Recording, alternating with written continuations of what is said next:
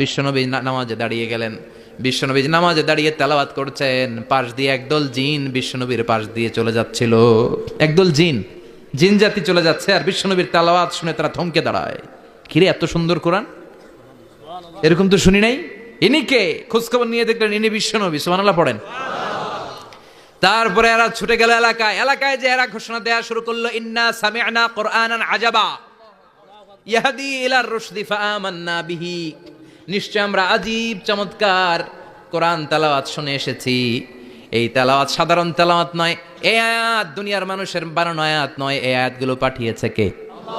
এই আয়াতগুলো ইয়াহদি ইলার রুশদি, হেদায়েতের দিকে মানুষকে পথ দেখায়। তাই আমরা যারা এই তেলাওয়াত শুনেছি, আমান্না বিহি, এই তেলাওয়াত শুনে, কোরআন শুনে, বিশ্বনবীর কণ্ঠে তেলাওয়াত শুনে আমরা সবাই ঈমান এনে মুসলমান হয়ে গেলাম।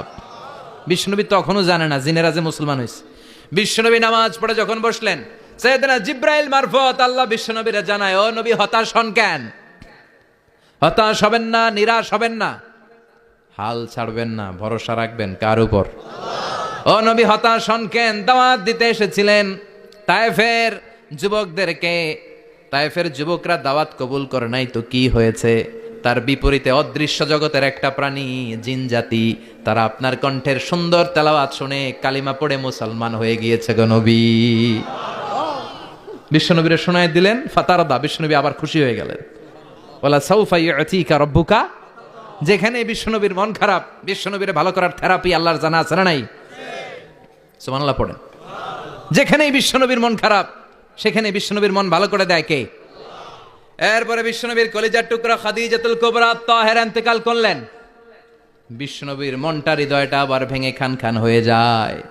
খাদিজাতুল কুবরা তাহেরা ছিল বিশ্বনবীর প্রথম স্ত্রী। নিজের যত সম্পদ ছিল সব বিশ্বনবীর পায়ের সামনে ঢেলে দিয়েছে, সব ঢেলে দিয়েছে বিশ্বনবীর জন্য। উনিও স্ত্রী, আমাদের স্ত্রীগুলোও স্ত্রী, পার্থক্য আছে না নাই? আহা, নিজের যা ছিল সব দিয়ে দিল স্বামীরে। বিশ্বনবী বলতেন, রুজিক তো হব্বাহা। খাদিজাতুল কুবরার ভালোবাসা সহিহ মুসলিমের বর্ণনা, আল্লাহ আমার হৃদয়ের ভিতরে রিজিক হিসেবে দিয়েছে। দোয়া করলে আল্লাহর কাছে বলছেন, আল্লাহ কিয়ামতের কঠিন দিন, যেদিন বন্ধু বন্ধুরে চিনবে না, ভাই ভাইরে চিনবে না, পীর সাহেব মুরিদরে চিনবে না, মুরিদ পীর সাহেবরে চিনবে না, দলের নেতা কর্মীরে চিনবে না, কর্মী দলের নেতারে চিনবে না, ওই কঠিন বিপদের দিনে আমি আমার খাদিজারে যেন ভুলে না যাই।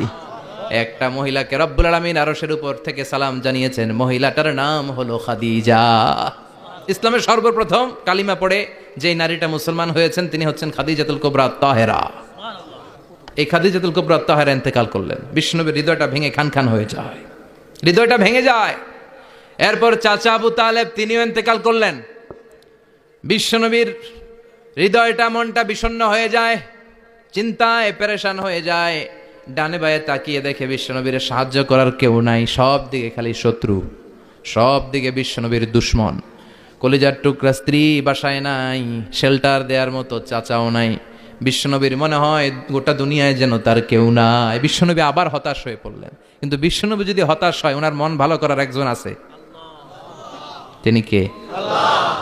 আল্লাহ বললেন, জিব্রাইল যাও, আমার নবীর মন খারাপ, স্ত্রীর বিয়োগে বিশ্বনবী বিষণ্ণ, চাচা চলে গেল, বিশ্বনবীর হৃদয়টা ভেঙে খান খান হয়ে যায়।